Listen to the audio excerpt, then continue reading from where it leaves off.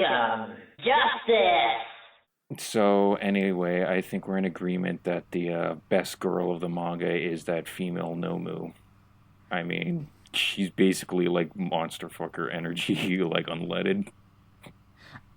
Can't argue with that. I always think of you. I'm out trying to cross the endless ocean. As long as this time's reminding me, I don't know how much time I need.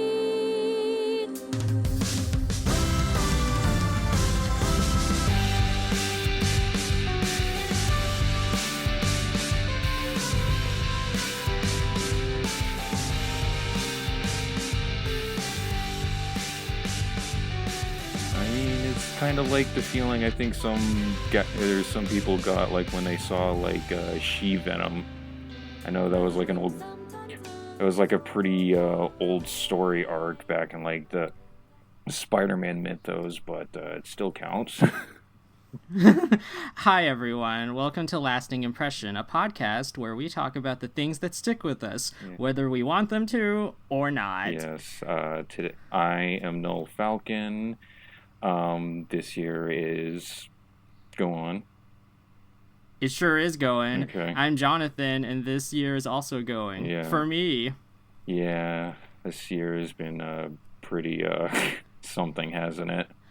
Yeah, but one good thing, we started this podcast, and I think that's pretty cool. Yeah. That's whoever watched our first episode, thanks so much. Yeah. And on to the next one. I think I fixed a lot of the bugs in the previous episode, like the screen flashing, so hopefully that's resolved this time. If not, I'll be sad. Yeah, before we start the new podcast, there's just a few things that I want to clear up. During the last episode, when, like, near the end, when I talked about, like, Rao from Fist of the North Star, there was a misconception I had. I looked into it, and it turns out that his funeral wasn't held by his fan base when he died in the manga. Rather, it was an organized event back in like 2007 to promote a new Fist of the North Star movie premiere. The event was hosted by the film director, with the film Ornation having been read by Rao's Japanese voice actor. I mean, fans were still there. They still participated, but it wasn't just like solely a fan project. Okay. Yeah, and I also want to say that to anyone who's having a tough time right now, I wish you all the best. The pandemic's really taken a toll. Everything seems to be pretty hectic at the moment, and I'm sure a lot of you are probably going stir crazy, still self-quarantining because of like the issues with the pandemic. And I don't really want to bring that to the episode, but like it's kind of been wearing away at me a little bit, and I know it can be really tough. So I'm hoping we can all kind of like pull through this and hopefully be better for it. Yeah, we're just I think I share the same sentiment as you, Null, and I think that we want to acknowledge that things are pretty rough right now, but we're gonna try not to bring energy into that kind of energy into here, because I'm sure the whole point of, unless you're listening to like, I don't know, NPR, we're just want to talk about fictional characters and our favorite ships. Yeah. So we've acknowledged that. All right. So yes, with that underway, let's talk about My Hero Macadamia. My Hero Macadamia Nuts. My Hero Wacademia. Mm-hmm. This time it was quite the opposite, where I was all caught up with the manga and Jonathan kind of had to play catch up. Yeah, I sure did. I read through the manga in a week, so 270 something chapters, and I loved it. I really enjoyed it. I enjoyed it a lot more than I thought I did. I believe your hang-up the first time was you get kind of squeamish when it comes to like graphic injuries, and I know a big thing about the manga for you was that you were aware how Midoriya, the main character, kept mangling his fingers or his fists because he was like overusing his quirk too much. Yeah, so that was quite a big hang up for me. I also just like it was a weird thing. I'll probably get into it later, but like he just hurt himself because he loves his thing, his heroes. He wants to be a hero so badly, and I don't know if the sacrifice was really worth it. Anyways, but yeah. So yeah. By the way, there will be spoilers for the My Hero manga, and I guess anything after season 4 of the anime. Yeah, definitely. Did we want to do spoiler talk a little bit later, and then talk, or just go full out spoilers from the get go? I would guess maybe just full out spoilers, because I don't know if like I organized any of like my thoughts about this like in chronological order. So yeah, just like no spoiler warning. Everything's kind of free game at the moment. We're both like caught up to the newest chapter that just came out today, the day of the recording. Yeah. The walking disaster. Okay, so where should we start? Well, so I guess I think like since I'm new to this, maybe I could put like my initial reactions to it, what I thought and how I sort of got into this, and then you can reflect on like your history with yeah. So I knew about Hero Academia like when it first came out. A couple of my Tumblr mutuals I knew were kind of into it. They were like, "Whoa, Hero Academia," and they would just make blog posts about it, and I would just kind of scroll on by, and I was never really interested in it, just as a concept, because I don't know, I think superheroes back when it first came out were just so overplayed, saturated. Yeah, I mean, especially with all of the Marvel movies coming out. Yeah. So I think Japan, like seeing a Japanese take on that kind of that kind of concept was interesting. I mean, that it existed, but I myself just wasn't interested in it at the time. How about you? Well, I want to say, before I go into my thoughts, I want to say that the concept of like Japanese manga series taking the concept of a Western superhero story was done previously by another hugely popular manga, One Punch Man, if you can remember when that came out, and that was like the biggest thing. Oh, right.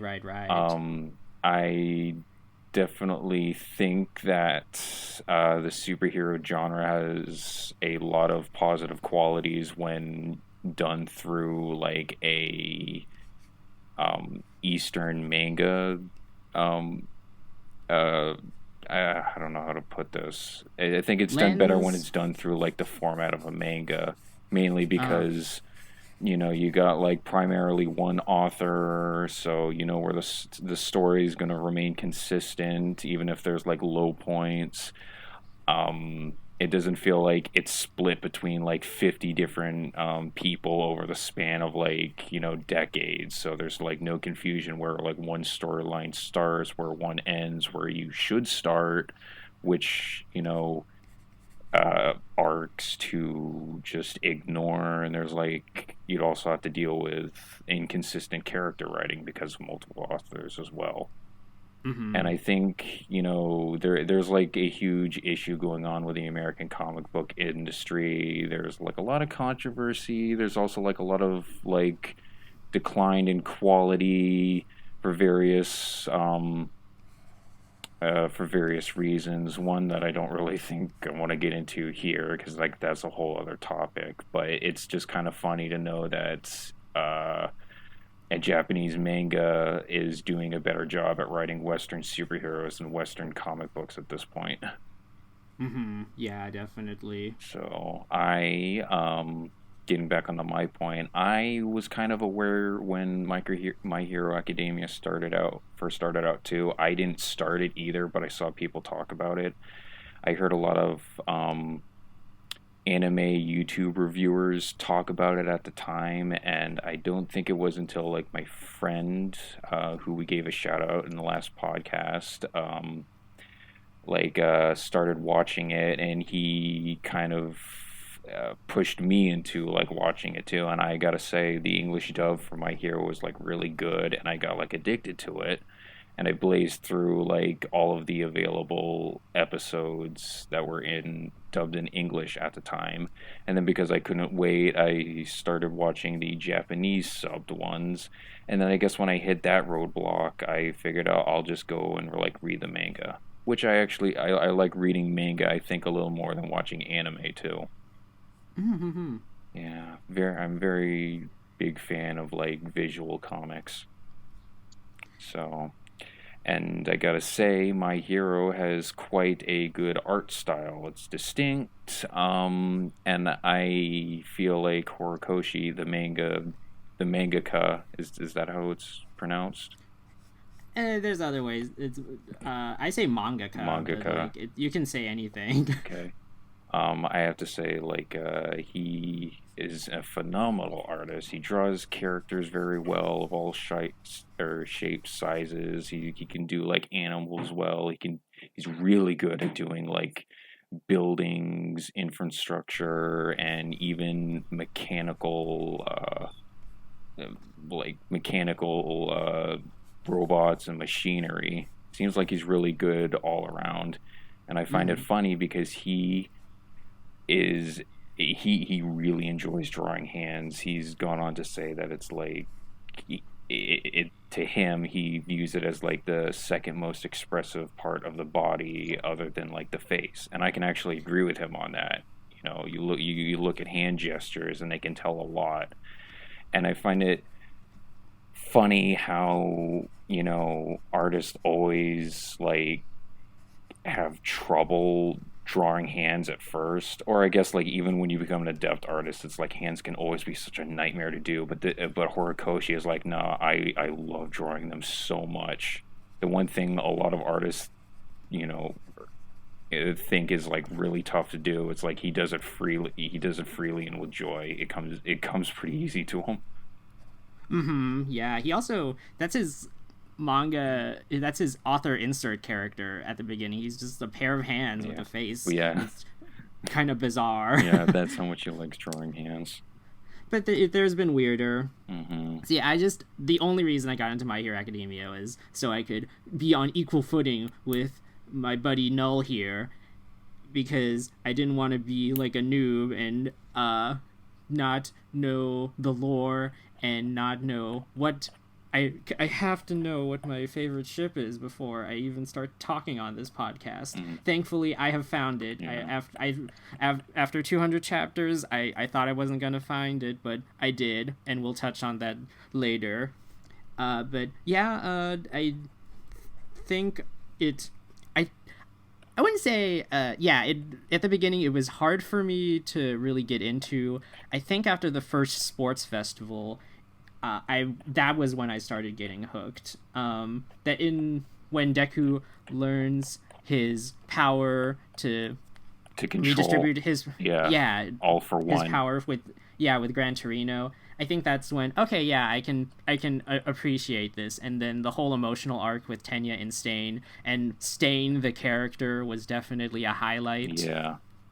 It's kind of a sad, like, he hasn't been brought back since, because, like, I definitely think it'd be interesting to see how he would react to current events unfolding.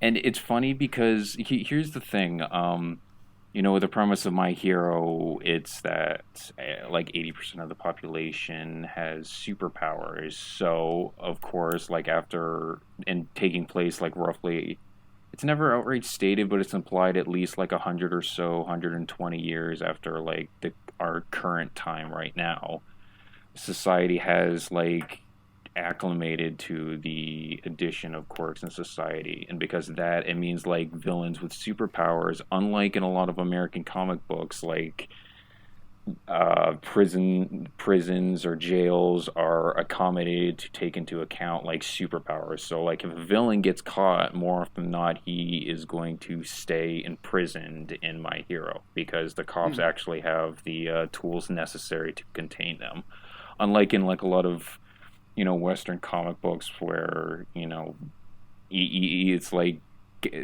like a certain comic book superhero or character will have like a rogues gallery, so they need like some kind of excuse to keep coming back because they're notable villains. So, you know, like they'll break out of jail, or someone with high connections will break them out of jail, or sometimes it's not even that, like they'll just show up in the next episode or the next issue and do like another scheme. But My Hero is different, so it's like once Stain gets captured, like it stays imprisoned in like a maximum security prison. Yeah, it's not like Arkham Asylum where it's a heel face revolving door. Yeah. And his actions actually bring about like strong reverberations within like the overall story, which I think that's one of its strengths from being a compared to Cape Comics, because usually they're just on the fly and they have to make a new story every month, but this is self-enclosed, definitely heading towards a definitive end kind of manga series. Yeah. And how he just affects the characters, and he shakes the philosophies that the world is made out of. That was pretty cool. Yeah. So I think I like Stain as an idea, but I don't know if I would call him one of my favorite characters. That's fair. I mean, there's many different things to like about characters, like in this series. Because another point I want to bring up is that Horikoshi does very good character design. Like, characters have very distinct silhouettes, but I also feel like he does a good job of understanding, you know, what makes superheroes or superpowered individuals look cool. I can list off some favorite characters that I like. Most of them are kind of like on the villainous side. You know, you got Shigaraki, you got Dabi, you got Spinner. I also do like Stain, more so for his design. I do like his philosophy being sort of like a tipping point in the narrative, because it's his actions that go on to like inspire both heroes and villains alike. I also like a lot of the heroes too. I like the top heroes all have pretty cool designs as well. Let me think. Hawks is I really like Hawks, but just because I like birds. Although he's not really. He just has wings. He's not like a full bird person. Although there are, you know, full. He was almost a full bird person. Yeah, he can be if he combines with Tokiyami though. Tokiyami's got the bird head and he's got like the wings. So yeah, so. Very good character designs, character philosophies, character motivations. And there's a lot you can really find enjoyment within this series. I do like the fact that there is like a good push for the narrative to kind of be a sort of grayish area, and this is something like we talked about before, like we started doing the podcast, you know, when you actually got up to the point with Stain, and I said, you know, it's interesting to see how the setting itself is very gray, because even with the introduction of like heroes and the introduction of you know, quirks kind of reshaping society, that doesn't mean it's perfect. Obviously not, because for heroes to exist there needs to be villains, and it goes to show that people who slipped outside of the cracks of society and are essentially like tossed away, or those who are really just bloodthirsty because, you know, evil is kind of a thing that exists inside, you know, people inherently. It's presented, it's like, yeah, this is a sort of grade narrative, but like the thing that makes it interesting is that like on the heroes' end, they view it as very black and white. Heroes are righteous, villains and people who commit villainous acts are evil. And this kind of gets elaborated on a little more when the series starts shifting over and focusing on some of the League of Villain members. And then we get like a whole arc, you know, dedicated to them. And then when they fight like the Meta Liberation arc, which is another faction of people who feel that they need to be liberated from the current system because it's too restraining, because people can't regularly use their quirks. But that in itself is also really justified, because the world would delve into chaos. If like 80% of people on the planet has like some form of superpower, some more practical than others, some more powerful than others, but if like everyone used their power freely, chaos would just ensue. It's sort of like a fact that can't be helped because, like, you know, you got like when a whole planet is occupied by superpowered individuals, some like with very destructive ones, you have to say we have to put some kind of restraint on this usage because society will just collapse, which it did in the manga's background or lore. All right.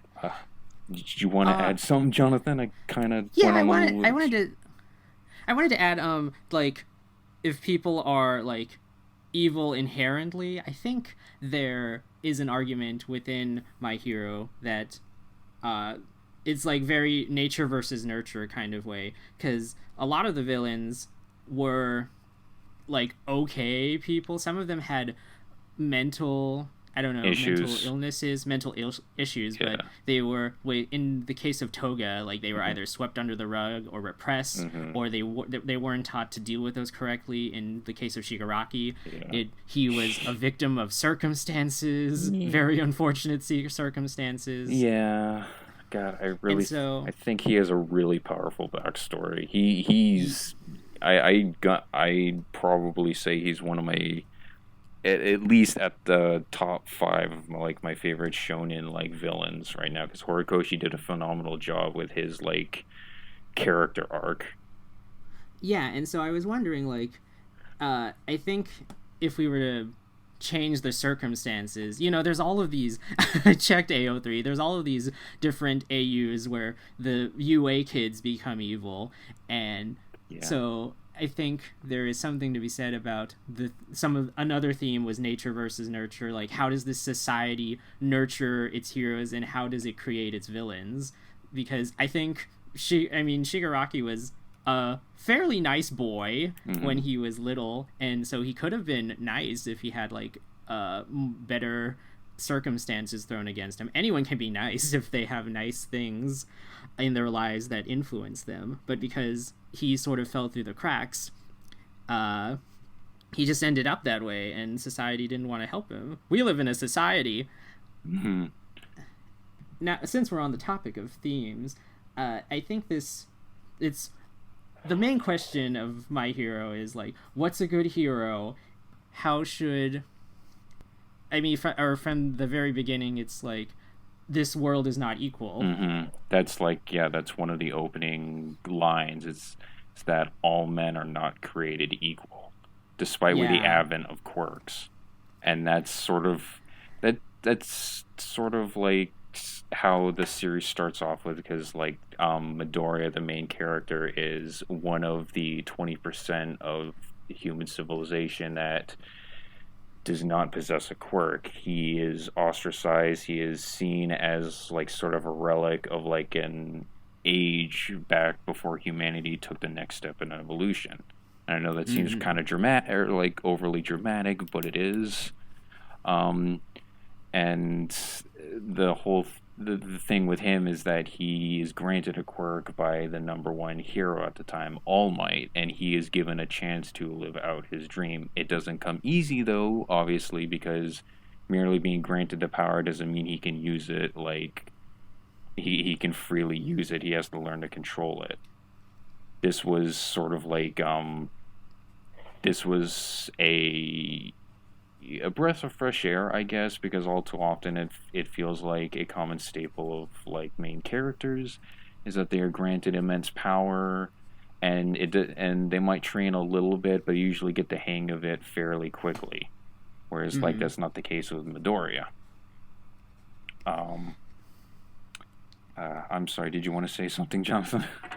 Yeah, and you mentioned that this isn't a perfect world, and there's still discrimination mainly against people who have quirks and those who do not have. Yeah, and definitely quirks. With mutations too. Yeah, I'm sorry. Go on. And there's inequality and poverty, and yet the people are surrounded by all of these heroes that act as ideals, and so people are able to say, okay, well, society may not be great, but we have these heroes, so that means that it's improving somewhat. Yes, all is well so long as we have the heroes.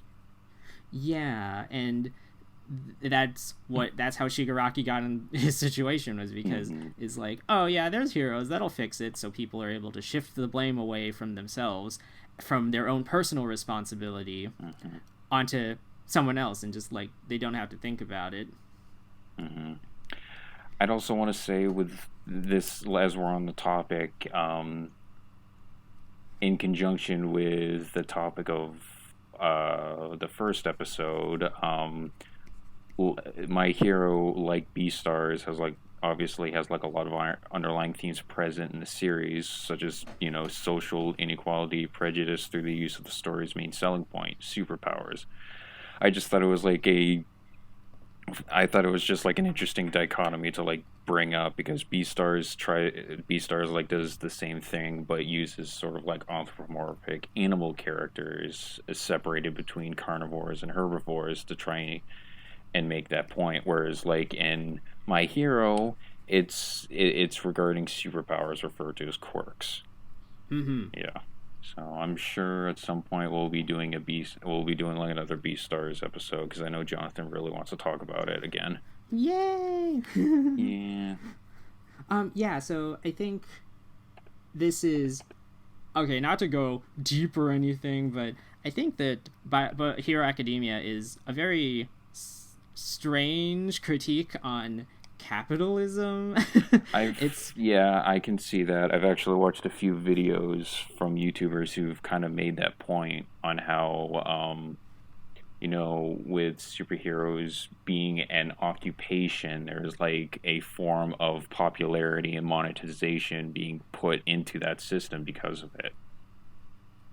Yeah, and your powers are not really meant to be, well, I mean, they're meant to be helping people, but how can you maximize your profit and your popularity while also doing the right thing? In fact, this is partly, or actually, this is mostly what motivated Stain to commit the actions that he did.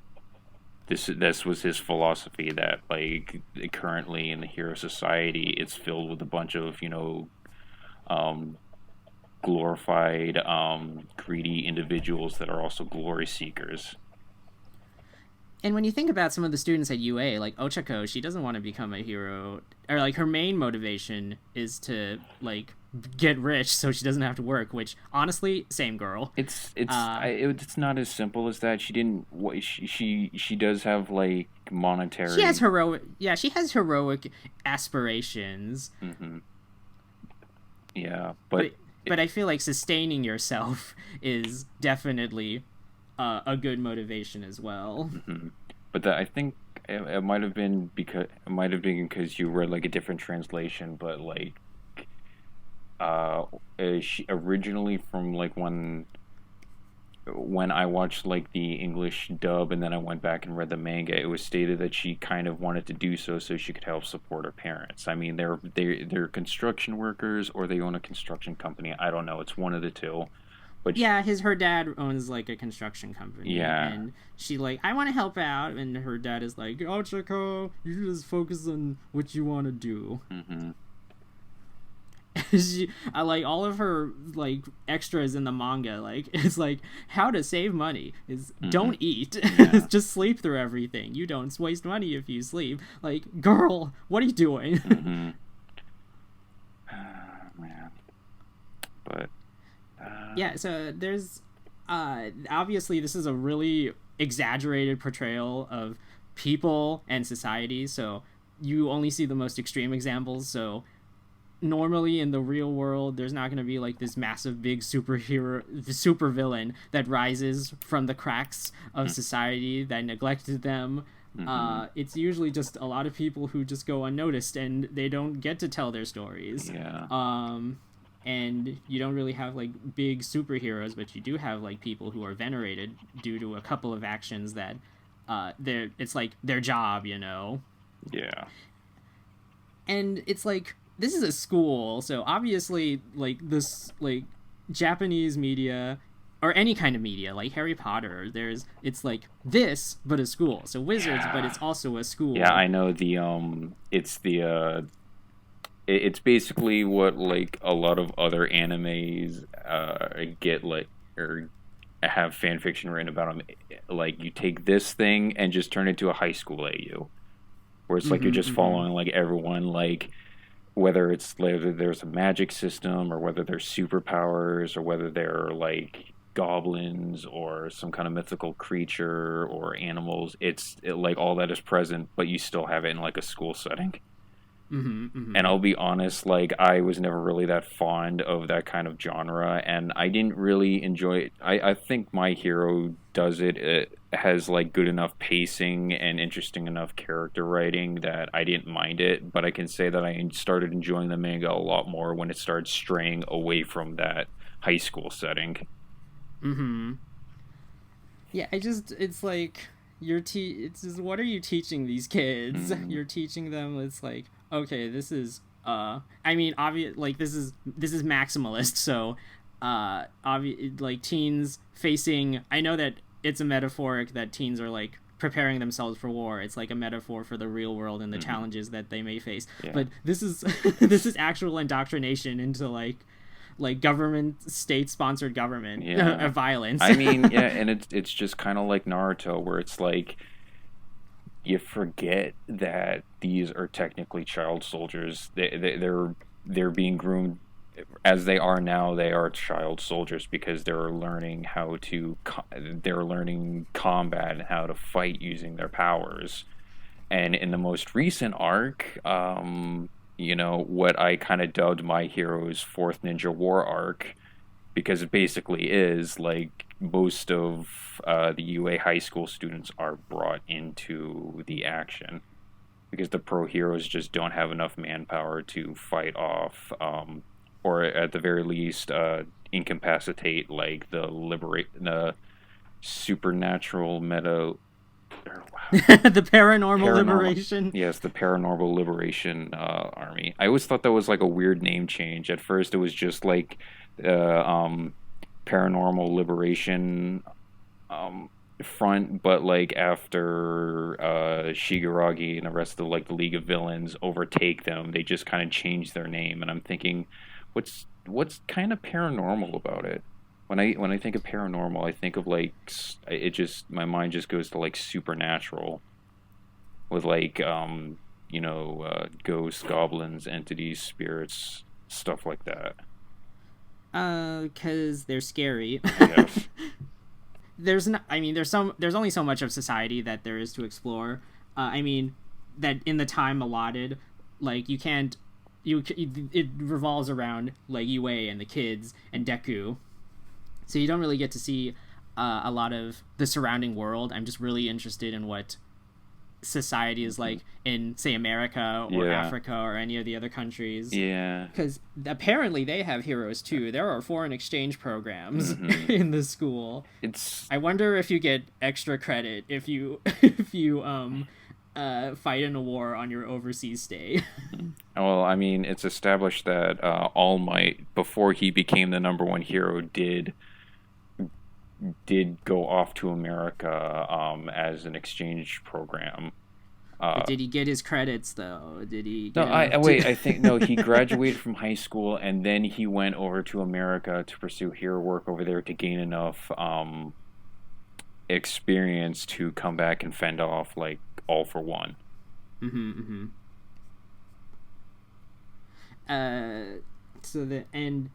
So I think the hero system is kind of flawed, but maybe not in the ways that some people think. Like, maybe not in the way that Stain thinks, because Stain thinks like there's like a symbol of justice that is All Might, and people should be striving for that and not just for superficial stuff. But like, do heroes prevent crime? Because like some reports, I don't know, the news reports have said that the crime actually dropped when there weren't heroes around, because like the villains congregated around heroes. And because, I mean, the heroes help with the aftermath of the crime, but it seems like, or Horikoshi is insinuating that heroes are the cause, and also maybe not the solution, but they are the cause for trouble in general in this world. Yeah, I can kind of see that.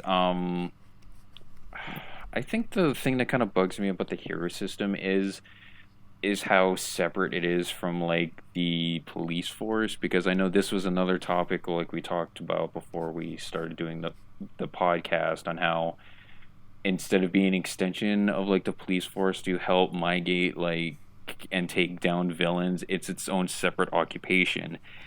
Basically, no one but superheroes are licensed to use their quirks freely, and they use those mainly just to take down villains, or in some fashion just help out like society. But it just means that anyone else is not permitted to use them. That means the cops, ones that are supposed to help take down and incapacitate villains, can't use their quirks, and that just seems so stupid to me, because I'm thinking it's like, I highly doubt that the remaining 20% of society all became cops. So like, there's got to be like a huge percentage of cops that have quirks themselves, but I can't imagine like the situation playing off like, oh, I'm sorry, you're facing off like this giant 10-foot villain with iron tough skin that can shoot laser beams out of his eyes.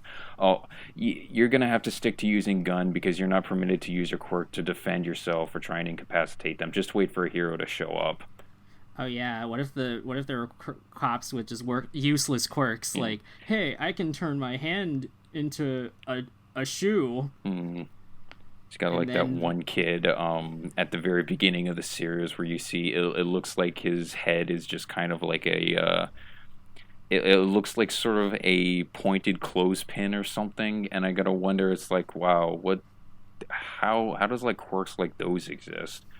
That's another thing I want to talk about quirks, is the fact that I think they range from like more traditional and practical, like elemental superpowers, super strength, super speed, flying, to the very abstract and bizarre. Like, there's this one student in class 1B that his quirk is called like Second Impact, where it's like, once a person or a thing within his vicinity gets hit, he can basically cause a second impact to hit that person or thing again. And I'm thinking, that's such a very specific and removed ability. How does that work on like a metaphysical level?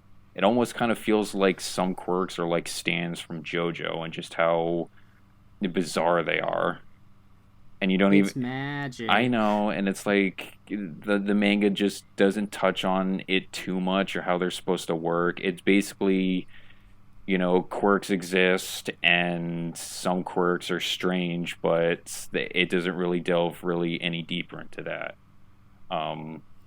Like Ida, I believe, one of the main characters, like his family basically have engines protruding out of their arms and legs, and they look completely mechanical, but the author states that they are organic, and they run on like they have like organic fuel, like food or orange juice in Ida's case. And you just got to think to yourself, how does that even like really work? Honestly, he's got super speed, but it's because he's got like car engines in his legs that have like exhaust that pushes him forward. And you can say they're organic, but they kind of don't look it. But don't worry about it. Just don't think about it.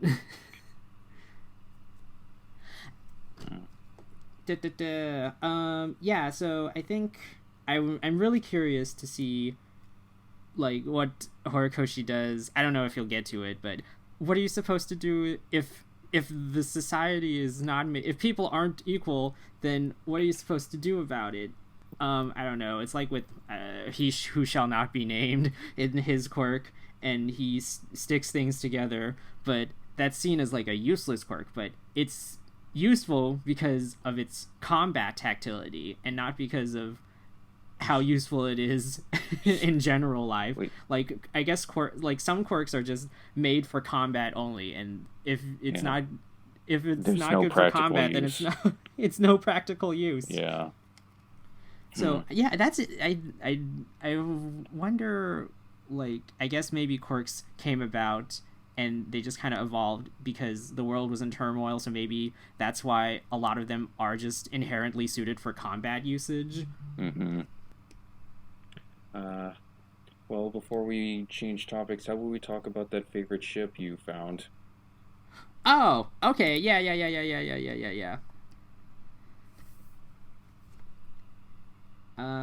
Where is...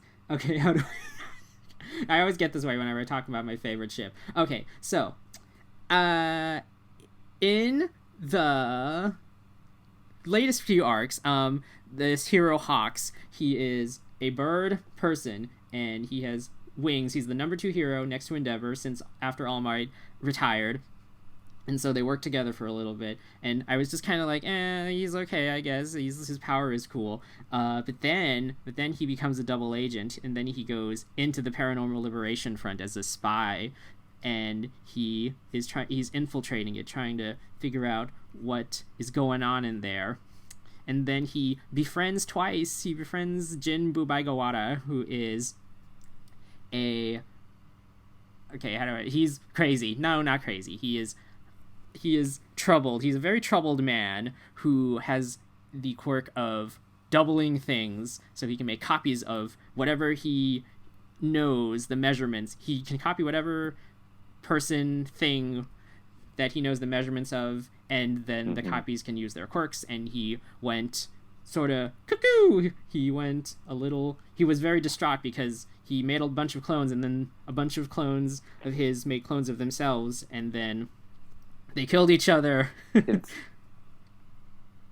It was kind of like a classical, like, or maybe not classical, but like a sort of identity crisis.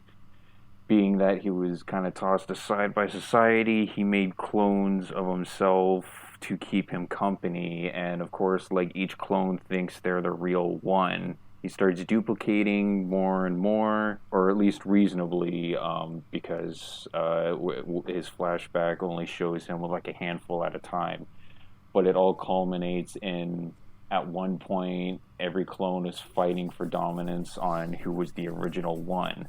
It's left ambiguous on, or I should say, like, after the fighting was done, there was only one left, the one that was tied and beaten into a chair.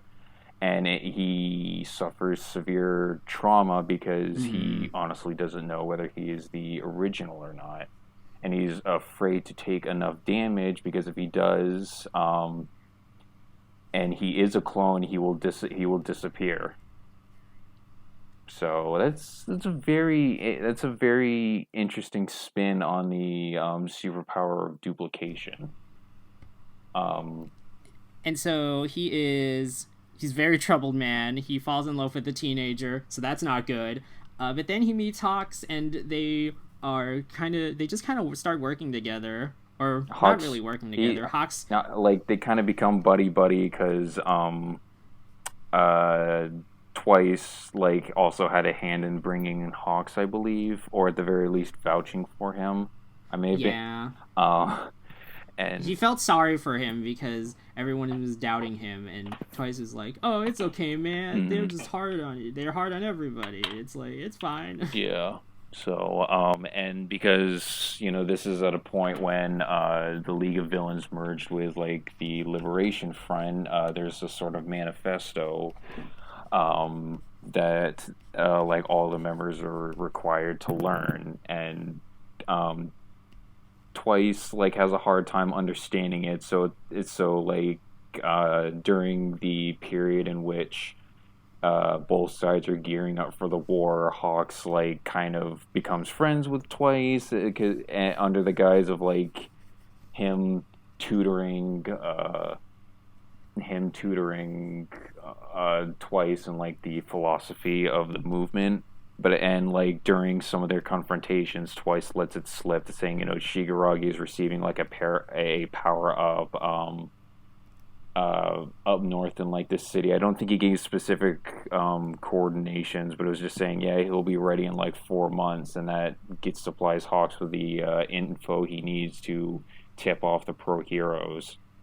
So that's how like Hawks kind of, or Twice kind of feels like he betrayed his friends when everything comes to a head and the hero starts storming both like the hospital where Shigaraki's getting powered up and all the villains being attacked at the headquarters.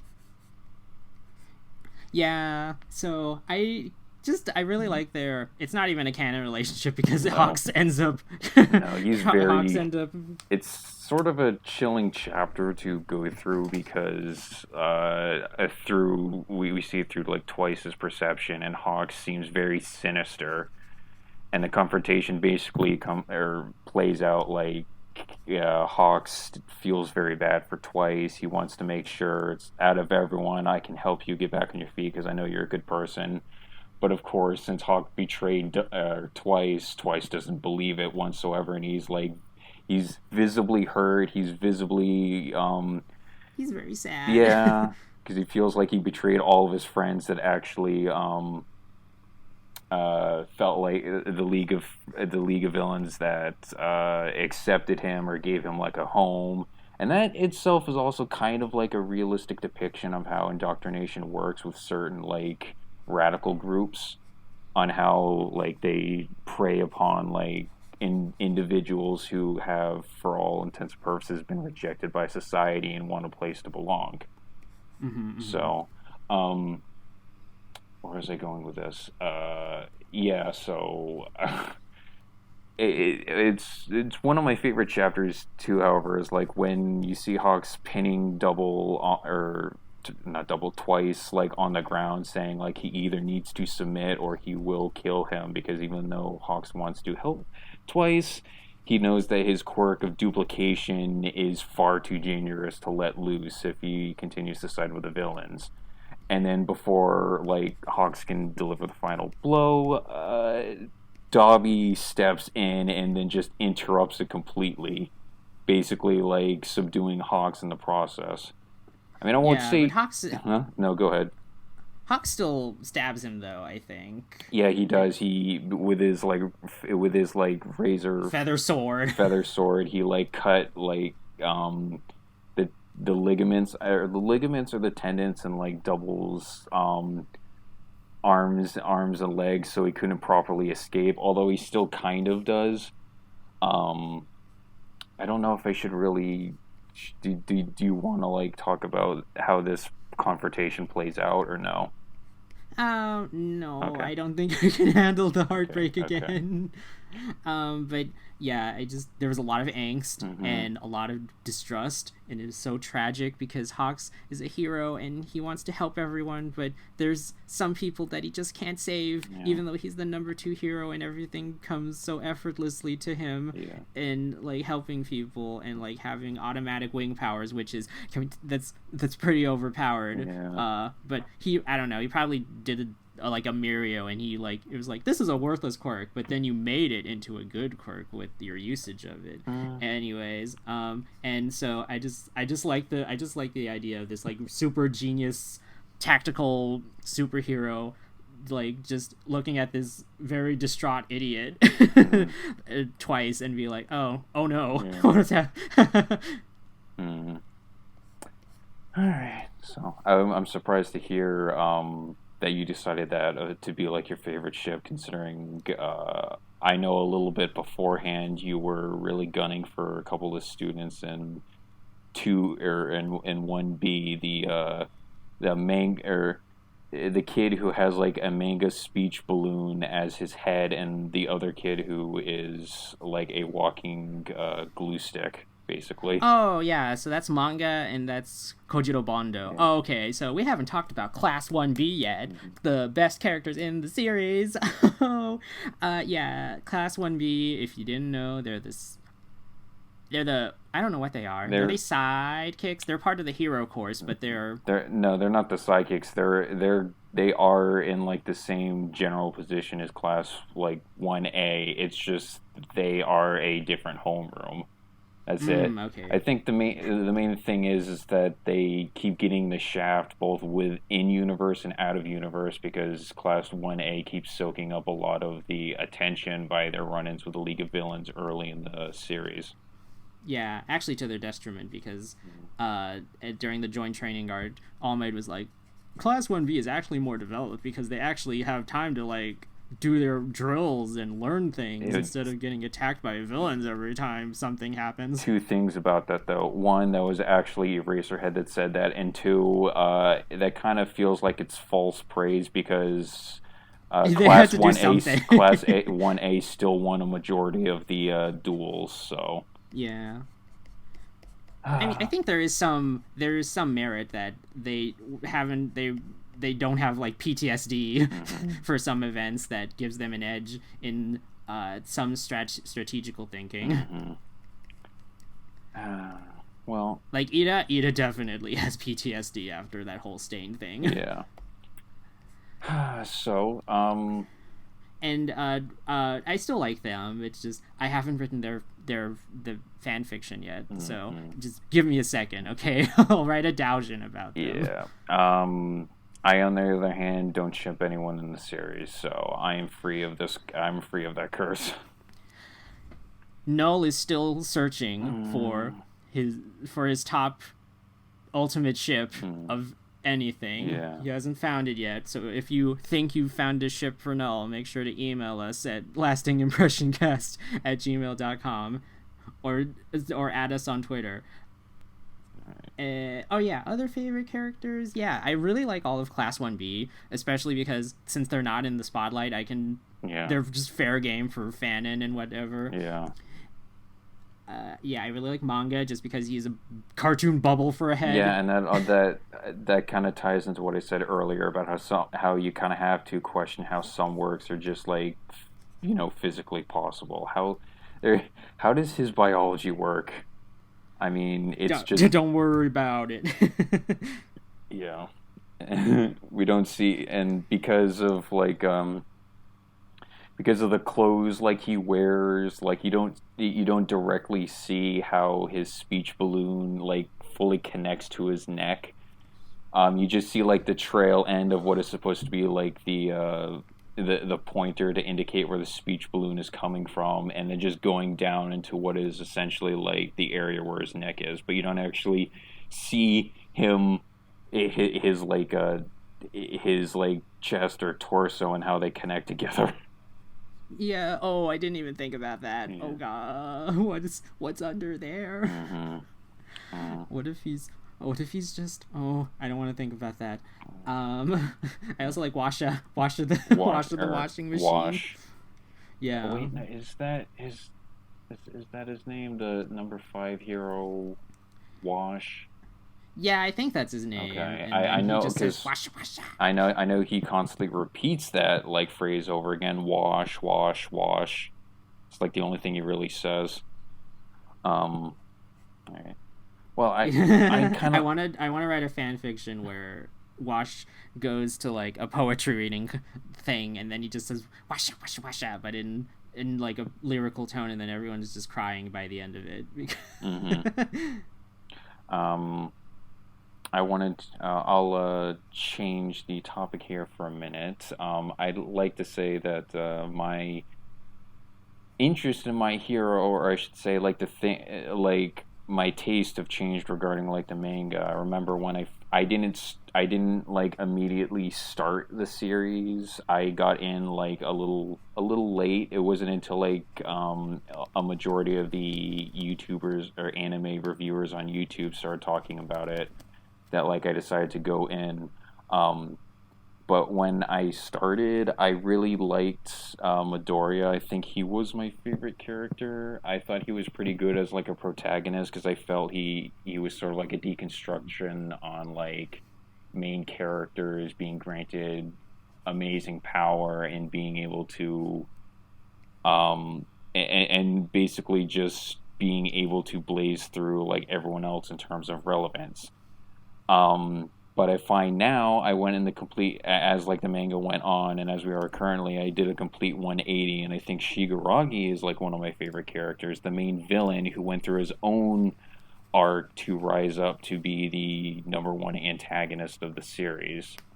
So I kind of diverged and did like a 180 there in terms of like my preferences and like the characters that I liked. It didn't help that I felt that at some point later in the manga, Horikoshi kind of jumped the shark a little bit with how Midoriya's quirk worked, where all or one for all would allow him to manifest like 6 other different quirks. And I think at that point it was like, okay, now it feels like he's getting a little too overpowered, because he was still having a hard enough time, or he was still in the process of learning how to use the power enhancement aspects of like one for all. And then it turns out he's going to get like all the quirks from the previous users. Of course, now I think it's a little less overpowered because Shigaraki, heavy spoilers, currently has the his master's former quirk, one or all for one, only on top of like his already a massively overpowered decay quirk. So he's basically he's basically all powerful by standards of My Hero at this point, and now it stands to reason. It's like, okay, you know, like Midoriya gaining those like extra 6 quirks, like it'll kind of give him some sort of equal footing now, depending on how things play out. It's kind of hard to guess where things are gonna go at this point. But yeah, I do, yeah, my taste for characters have changed quite a bit since I started the manga, and I just thought it was funny going from like the main character to like the main villain. Yeah. Yeah, I liked a lot of the villains except for Toga. I don't like her. Yeah, Yandere or Tsunere. I can't remember. She always looks like she's about. I just remember that one Jello Apocalypse video is like, she always looks like she's about to climax. Which she does. I think maybe the fact that she has a flushed face has something to do with like her quirk usage being blood ingestion. Yeah. And other, I don't. I'm not going to talk about him. He does not exist. I have decided this. And I don't know if there was like a moment that clicked for me, but I think it was at the school festival arc where I just kind of realized that, oh, I'm actually really invested in all of these characters, like, because the school festival arc was the stakes were pretty low. I mean, you could have made Eri cry, but also you get to see like all of the students of UA. I don't know where all of the rest of them are usually, but yeah, they were there and they were trying to do their best to put on a good show for the community. And then Gentle Criminal shows up with his lolly and tries to ruin everything just for fame, and that's kind of when like I kind of realized, oh, Deku, I think you should really stop this person, even though this is a good character as well. I also like Gentle Criminal. Yeah. And he's like another example of how imperfect Hero Society has regarding society as a whole, because he was an aspiring hero that unfortunately fumbled up his potential because he got involved in a villain attack. He when he was still like training, or when he was still in UA trying to get his license, he interfered because he thought he could help the hero, the villain. It made things worse. The pro hero ended up getting injured and sued him for damages, which basically bankrupted his family. He got expelled from UA because he wasn't able to, or because he didn't have a training provisional license to help out and use his quirk. And the defining thing that I think broke him as a person is like, because of how Hero Society basically glorifies heroes and how it basically cements them within like history. He said he felt that that was the only noticeable way that he could leave a lasting legacy, or on like human history, saying I need to be a great hero for people to recognize me. And Yeah. unfortunately, the downside is though is like it causes a lot of people to chase the same dream, and inevitably some people don't have what it takes to achieve that. And then you're left with, and he's basically the aftermath with like, okay, how did this affect him emotionally, how did it affect him mentally or socially? And it meant that he turned to a life of petty villainy because he felt that was the only possible way that he could still gain some notoriety, even though like he tries like he stages like his villainous acts, and they're very like they're very minor ones. But and he even like has his assistant like film him on YouTube to record himself doing them in order to get some kind of fame, which none of his videos really break in like over. He'll get like a couple hundred views. All of them are downvotes. So yeah. I have a feel every time I remember he's a YouTuber. Yeah. Yeah. He's just doing the grind, just like everyone else. Yeah. Just like we're doing right now. And then, but regarding the dubious relationship he has with his assistant, I should know that despite how he looks, he's only 32. He looks older because like he grew out like a hair and mustache, and his hair is just naturally white. And his assistant is like a midget. She's like 24, but she's like an adult. But she looks prepubescent. I know. I understand that, and I'm not really defending that stance like at all. I'm just saying like it's not as bad as it looks. And I also want to say that if you really think about it, like it's the same thing for Nick and Judy in Zootopia. Like they have a noticeable age gap, but surprisingly enough, no one seems to really call that into question.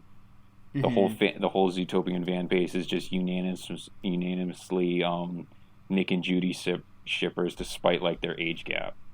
And it's like not saying anything, but you know, like at the beginning of the movie when Judy is still like in elementary school doing that play, canonically speaking, Nick is currently 18 years old at that point in Zootopia City.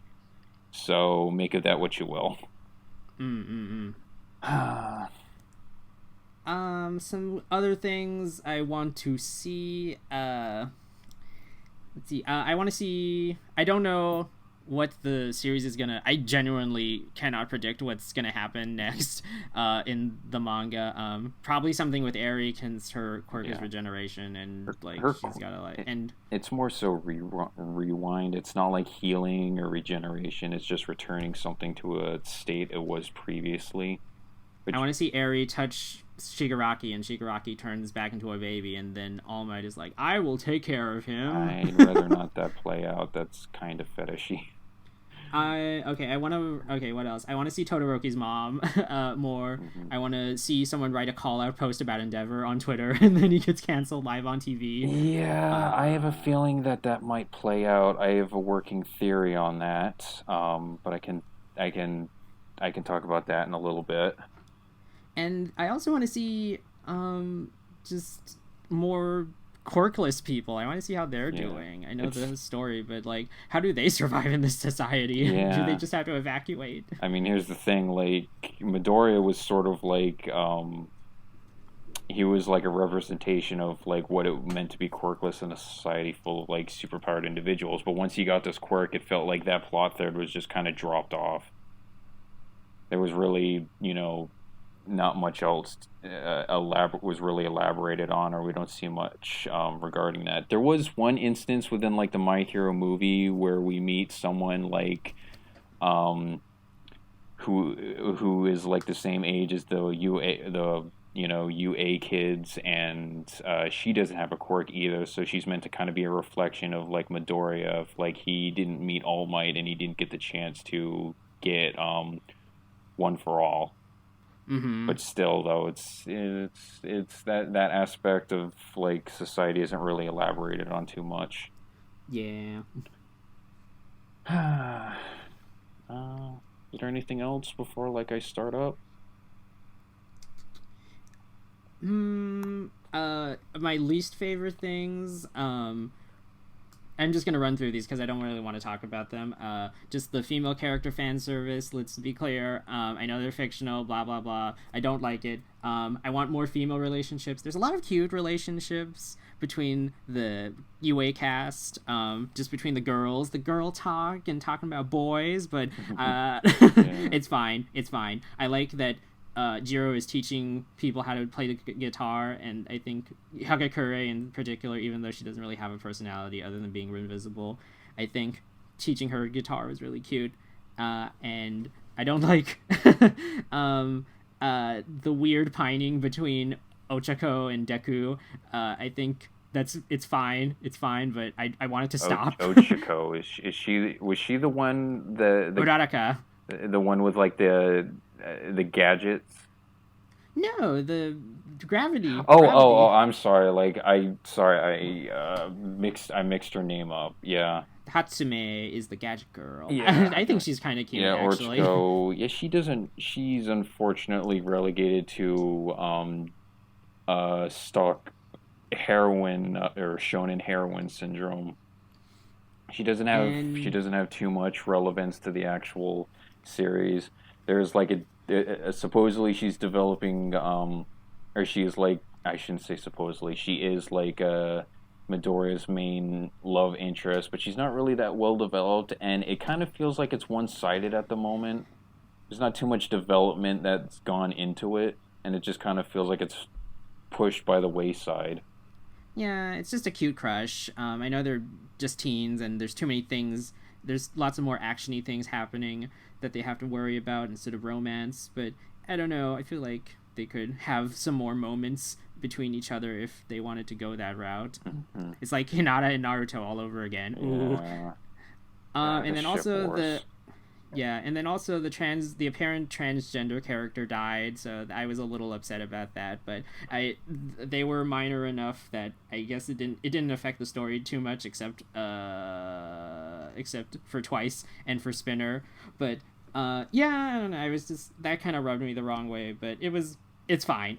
Anyway, you just go ahead and say what you want to say. Well, where was I going to go with this? Something about Endeavor? Yes, I'll get to that in a second. I did want to say, like, another thing I wanted to bring up was, and this is basically kind of something we have been talking about a little all throughout, like, the podcast, but I'd say with the exception of Bakugo, Horikoshi does pretty good character development and character arcs. I mean, but Midoriya's, although I feel like he's kind of sort of more of a vanilla like shonen protagonist now, I still think like he's had like good development as like he's progressed to like a hero. I think Shoto Todoroki was basically a template for like Gaara's character back in Naruto, but like his was done much better.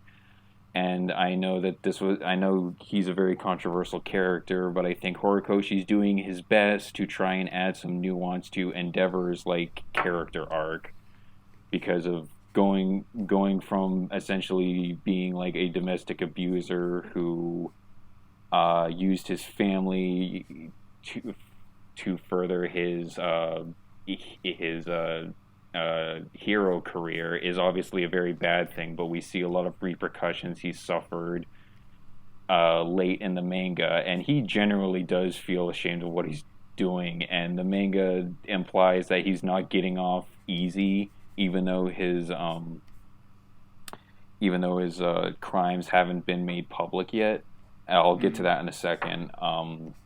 But his decision to basically finance and build a separate home for his family to live without him shows that he wants them to be happy, and he knows that as the situation is currently, he can't be a part of that for that to happen.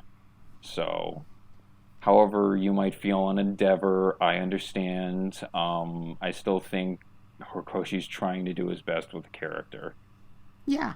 Um, I think it's a very tough thing to write about, Yeah. and it's interesting how he's going about it. So we'll see. hmm And of course, yeah, Shigaragi's development from basically what seems like a whiny man-child at the start of the series to like a cold and calculating mastermind.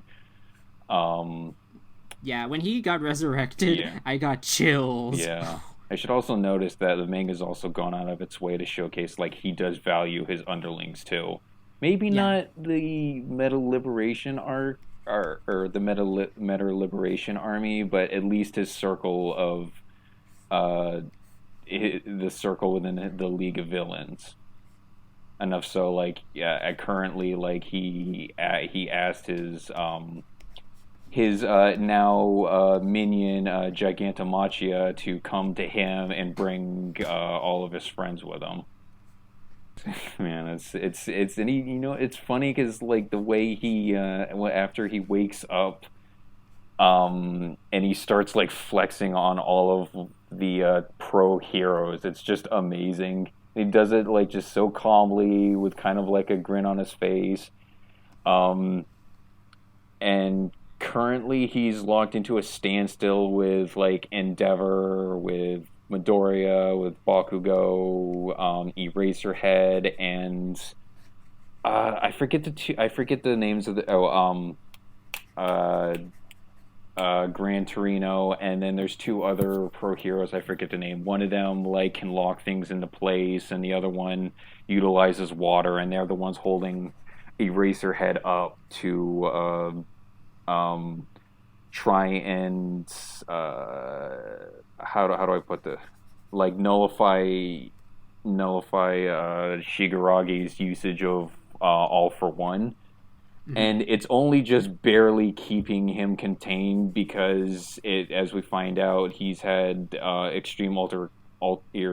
he's had like improvements made to his physical body, so now he's almost on par with All Might physically without quirks, which is also terrifying. And he's basically putting up a good fight with like the group of heroes he's fighting against.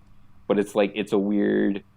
They're stuck in a deadlock because they can't. It seems like with as much as they're throwing at Shigaraki, they can't fully take him down, and at the same time, he can't end this instantly because he can't use his quirks because of Eraserhead. Mm-hmm. Oh, regarding like regarding the thing with like Endeavor, I had a theory on how things would kind of play out, and this ties into another theory. Another character I really like is Dabi. He is basically the one that looks like he came from a Slipknot concert. And I like his character because he like Warhead from like the Vectorman series, as I put it, looks so incredibly edgy 90s, but at the same time their design is like still so endearing because of it. Because I mean, he's dressed in like a cloak, he's got severe burns and staples and stitches like around his skin, and he's got the look of a gritty 90s era comic book villain or anti-hero. But his personality doesn't quite fit the mold, because the way you if you see him, you think like, oh, he's like the emo stoic no nonsense member of the League who revels in basically being cool headed. But it turns out he's actually pretty down to earth. He's snarky. He's kind of lively too. He's almost a little bit like I want to say like the Joker, not so much like that's a good way. He's like a more toned down version of the Joker's eccentric personality. Anyway, so there's like a huge theory going on that with the information presented within my hero, that he is actually Endeavor's firstborn child, Toya Todoroki. We don't know exactly what happened to caused the change from like Toya to Dabi, but there is like a mounting amount of evidence that you could make a case. Anyway, the way I see it, endeavors and past actions might actually be televised to all of Hero Society, and it might do so by Dabi himself, because Dabi is one of the League of Villain members who is like, his background is like completely unknown. Like the pro heroes and like the police department weren't able to find out anything on him, and it's clear that his background has some form of importance. And what I'm thinking will play out is he has a severe hatred of pro heroes and Hero Society. I mean, more than anyone, I think even Spinner, who is like a self-proclaimed Stain fanboy, Dabi follows Stain's ideology to heart, and he wants to create, or he wants to uproot the system of what he believes as unworthy people who call themselves heroes. And I think that's because of the abuse he suffered at Endeavor's hands. And my theory is going is, like, once he meets up with Endeavor, or at some point during this current arc, he's gonna find some way to televise his identity to the public, and it's basically going to be as a way to say, you know, this is what your so-called number one hero has done. This is the kind of hierarchy system you people put in place to allow a man like Endeavor to rise up to the number one hero spot despite being like a domestic abuser. And that'll be like one way to topple Hero Society, because it's in the manga, it's already like showcasing that heroes are losing faith with, or the public is losing faith within heroes because of all the recent villain attacks. And what final way to put like the nail in the coffin than to showcase like the skeletons in the closet of like the higher up members of the hero circuit. I have an announcement to make. Endeavor is a bad mother. And he just imagine the Shadow the Hedgehog speech, and that's what I was trying to do just now, but I can't say it because I'm not funny. Yeah. That's what's gonna happen. Yeah. But I mean, your thoughts on it? My thoughts, I don't know. I think that's the most angsty sort of way to go about it, and it does make sense since Dabi seems to be in the shadows a lot. So I think I like that theory too. Mm-hmm. Yeah, I don't have any really big thoughts about Dabi. I'm just watching and waiting. Mm-hmm. I'm just have eye emojis. Yeah. That's it.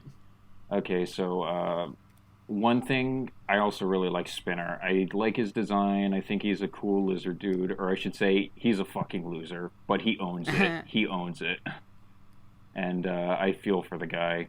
But getting to the author Horikoshi himself, I want to say that I respect the man's talent. I do think he is a great guy. I actually feel kind of bad for him because I feel like in the past couple of years there has been a lot of mundane or minor controversies that keep getting mounted against him over like the fan base having issues with what he's doing, I guess. I know you mentioned you had a problem with the female fan service. I know that's one thing. I think it's not as bad as people say it is, and I don't think, or even if you have a problem with it, I don't think it's something you need to denounce him or the animation studio for. I know that there was regarding like Endeavor's like redemption arc, people were sending him death threats because they thought he was trying to justify like domestic abuse, which that most certainly was not the case. I think if anything, he's trying his best to humanize Endeavor and showcasing that even people with like rather selfish motives even have like a human side and can kind of work to be better. I don't think his arc is completed yet, or like anywhere near completed, but he's trying. and there was also like, God, I think there was like another one where all of a sudden like people were starting to throw away their copies of My Hero manga volumes on Twitter for clout, and I can't remember what that was about. Maybe it was about the name of the doctor Oh that was yes, revealed. that's right. Yes, that's right. I can see why the Chinese viewers would definitely be hurt by that. I'm not sure if it was the Chinese reviewers. It felt like more like it was the American viewers that felt like Horikoshi was being disrespectful. I'm unsure because like I don't know like how the viewer base and like Chinese like feels about My Hero. Yeah, I guess that's true. It might have been people who had taken offense to that, and it just kind of expounded upon. Although I do think that the name might have been in poor taste, judging from the author's note. I mean, he apologized, and Shonen Jump apologized, so I think it's fine as long as like that's just more consideration is put next time, because Shonen Jump is really careful about what they put in their magazine, so they wouldn't want to put something that like is anything like malicious. It's just it was a misstep, and But my point is, like, I just kind of feel bad for Horikoshi because I feel if My Hero had come out like just a decade sooner and was running alongside Naruto, I don't think he would nearly have gotten as much hate as he did now, because I feel like there's like a huge problem with like call out cancel culture like on social media right now, and I feel like people are getting a little too oversensitive about stuff like in comics or cartoons or whatever, and it's like I get it if you might be upset by it, but it shouldn't be anywhere enough where you want to send the guy death threats or you want to send death threats to the animation studio over it.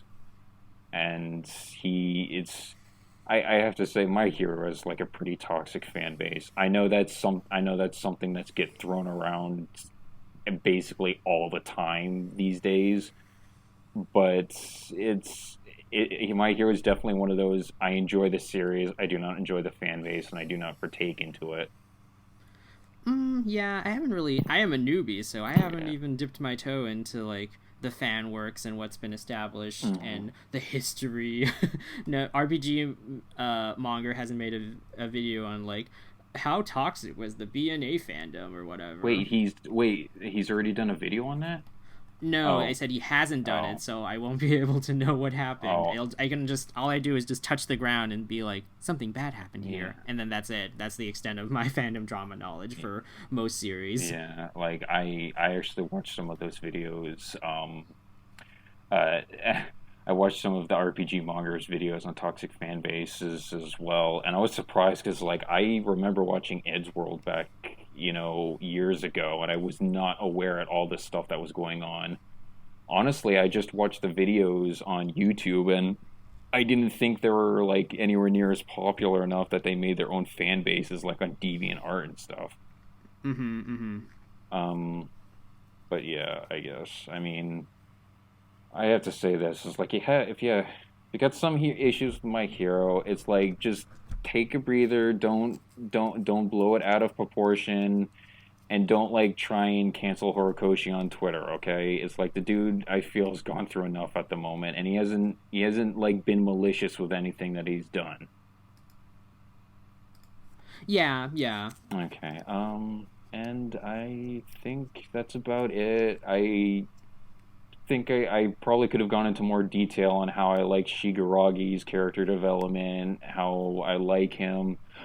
I guess here let me just say this.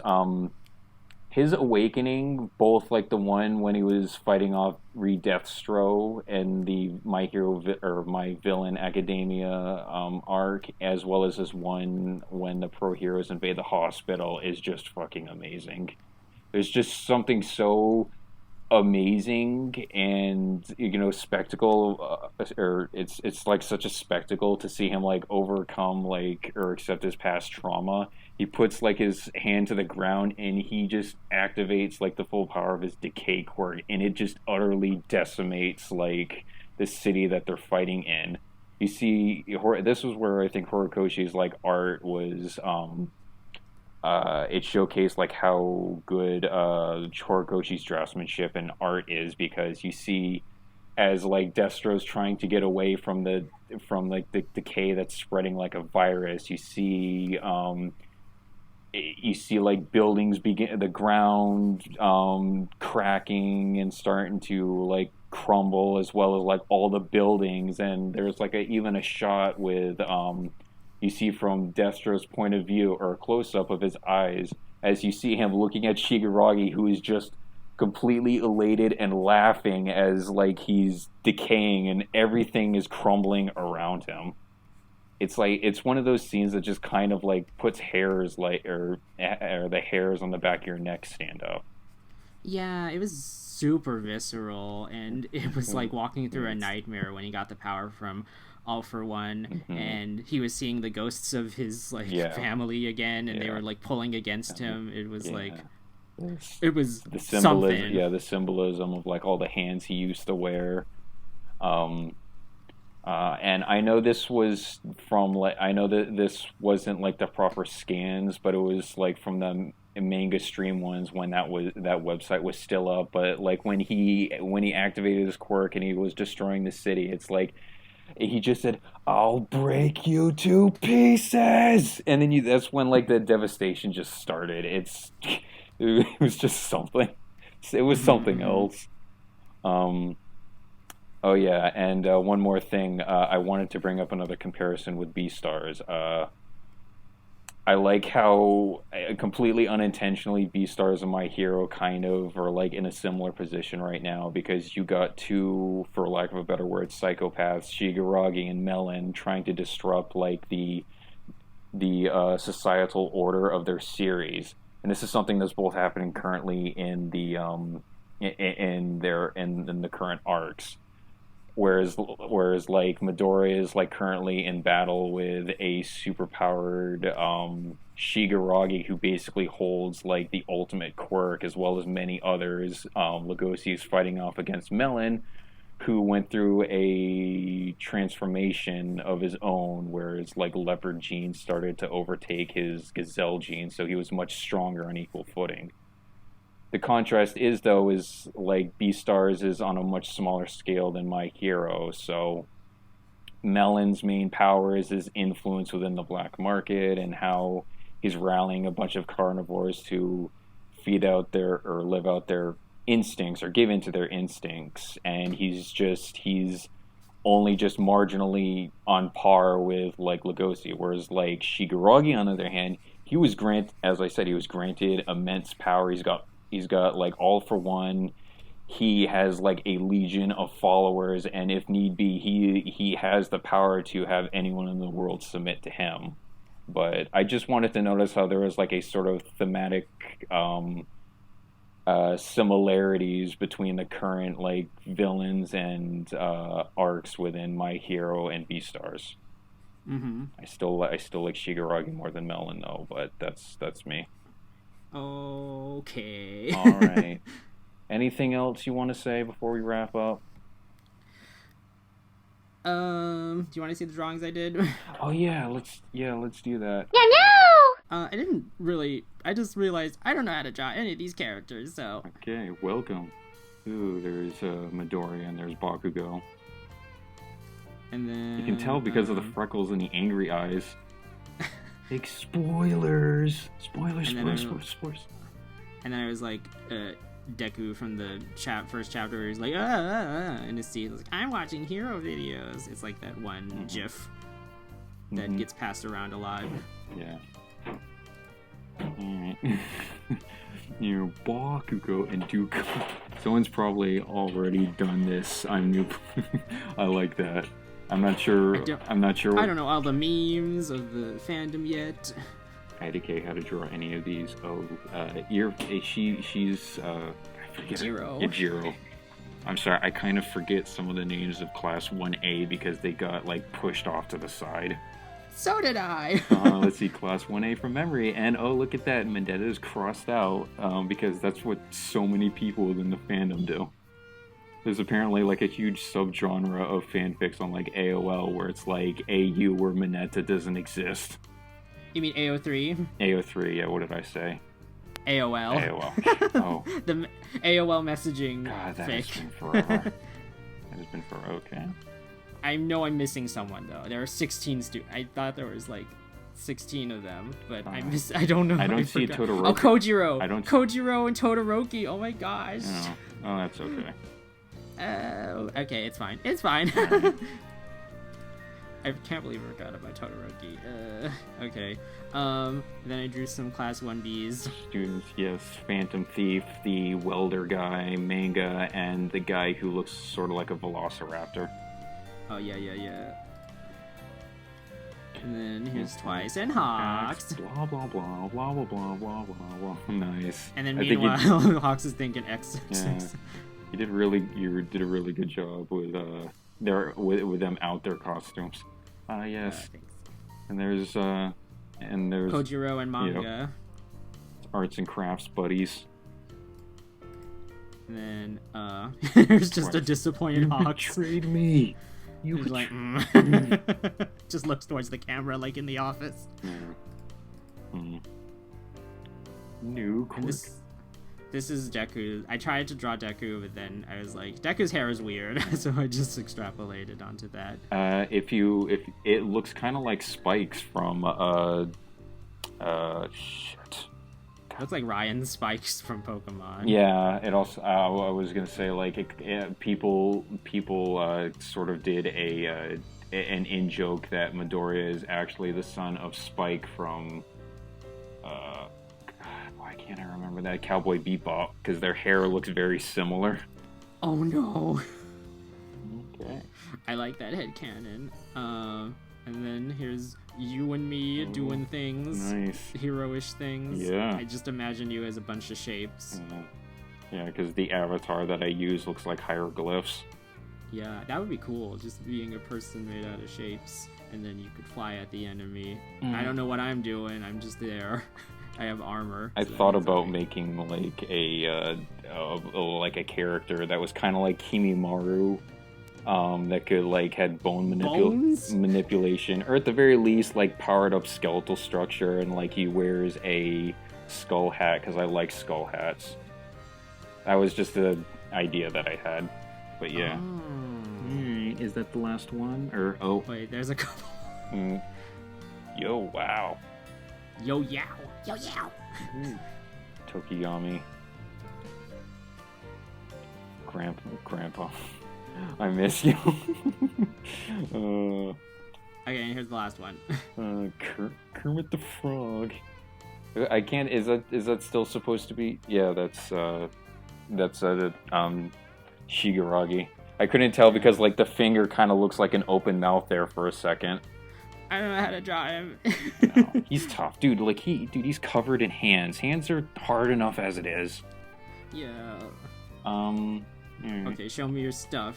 Okay, it's only really 2, but I wanted to kind of do more, but it's hard for me to really concentrate on like talking while also like drawing. At least for me. Here it's the first one, everyone's favorite lizard boy. Everyone's dancing by noticing me. Oh, Spinner. Oh, I notice you. It's okay. I feel, whenever I see Spinner, I just feel immense pity. And this has just increased it tenfold. Yes. And there's the other golden boy, I guess. Oh, wow. This is a nice picture of Dobby. Yeah, it took a while for me to do. His skin's kind of a pain, but it's so angsty, so edgy. Yeah. I kind of wanted to do Shigaraki and Melon, like, kind of laughing. Like, they're looking at the camera, and they're both just kind of, like, laughing like they're bros, just kind of fucking with society, but I had trouble with it. If you don't draw it, then maybe I'll draw it sometime. I kind of almost wanted to, like, ask you to draw it before the podcast, but I don't know, I didn't want to tell you what to draw. Stay tuned for our Beastars My Hero Academia crossover. By the way, there are no crossover fics with Beastars in My Hero Academia, so whoever's listening, get on that. All right. I think that about wraps it up. We're at like an hour and a half, or a little over an hour and a half. So. Yeah, we had a lot to say about society. Mm-hmm. Yeah. So thanks for listening. Yeah. Our intro and outro song is made by TwinkleParks. It is called To a Sky. You can find more of her music on Bandcamp. Just on twinkleparks.bandcamp.com, and buy her music, support the original artist. The My Hero Academia is owned by Koei Horikoshi and all of his wonderful assistants who make this story. Please support the official release. Yes. And follow us on Twitter at LastImpressCast. You can send us emails at lastingimpressioncast@gmail.com. And also subscribe, hit that bell for notifications on future episodes of The Lasting Impression Cast. Yes. Have a good day, everyone. Have a good day. Stay strong. Yeah. Plus Ultra. Wait, we have to do it at the same time. Okay. 3, 2, 1. Plus Ultra.